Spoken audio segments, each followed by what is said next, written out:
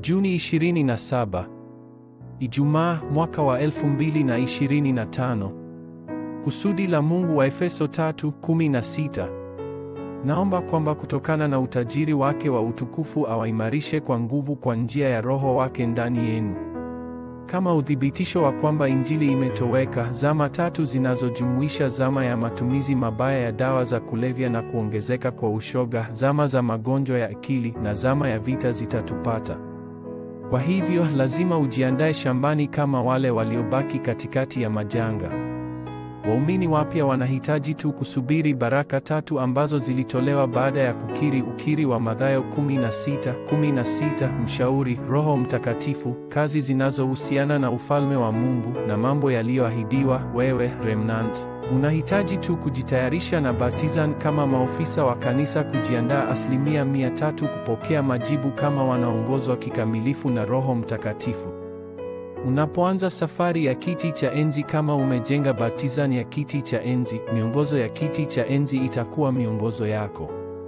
Wewe mwenyewe, biashara yako, kanisa lako na wazao wako lazima wawe ndani ya usimamizi wa Mungu, au kwa maneno mengine, mpango kamili wa Mungu. Moja, mpango kamili wa uinjilisti, wale waliojua mwanzo wa Injili pekee. Yusufu alipojua uinjilisti wa ulimwengu ulihusisha nini, aliingia ndani ya baraka na kuzuia majanga yaliyokuwa yanakaribia. Musa alipokea agano la kuzuia majanga ya dunia kupitia mama yake, na taifa la Israeli lilikombolewa siku walipoweka damu ya mwana-kondoo kwenye miimo ya milango yao. Kupitia Samueli, Daudi alipewa maagano kuhusu sanduku la agano na hekalu. 2. Mpango kamili wa kuokoa mataifa, wale walioujua mchakato. Yoshua na Kalebu walikiri kwamba Mungu aliahidi kuwapa nchi ya Kanaani wakati Waisraeli walipokuwa wanaanguka katika kutoamini kupitia shida ya jangwani.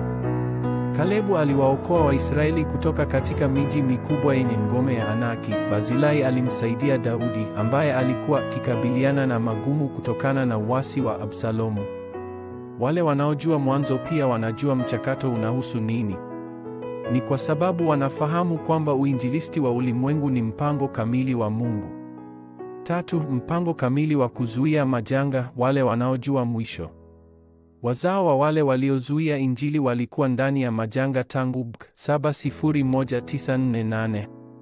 Paulo alipokuwa akifahamu jambo hili, alijitayarisha kikamilifu na Injili kwa sababu alijua kwamba uinjilisti wa Roma na uinjilisti wa ulimwengu ulikuwa lengo la Mungu. Wale wanaohangaikia maisha yao ya usoni wanahitaji tu kutembea kwa imani kuanzia mwanzo hadi baptizani ya mwisho. Wale waliokabiliwa na ajali au wagonjwa wanahitaji tu kukita mizizi kwenye baptizani ya Mungu. Wale ambao wamesingiziwa kwa uongo au wamishonari na remnant wanahitaji tu kuomba katika jina la Kristo ambalo ulipewa. Maombi ya agano hii: Mungu Baba, makanisa ya ulimwengu yanasambaratika.